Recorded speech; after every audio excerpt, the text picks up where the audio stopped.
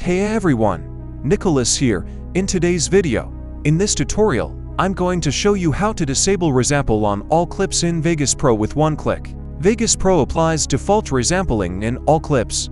This would create motion blur and all that, especially when you're dealing with frame rate in all clips. To improve the quality of your content and editing workflow, you want to disable Smart Resample in all clips with this method.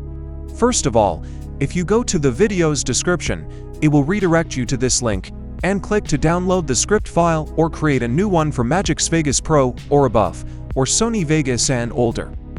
Once the script file appears in the Downloads folder, copy that file, go to the Program Files, Vegas, and choose the version of Vegas Pro you're using, then go to the Script menu, and paste that file onto that folder.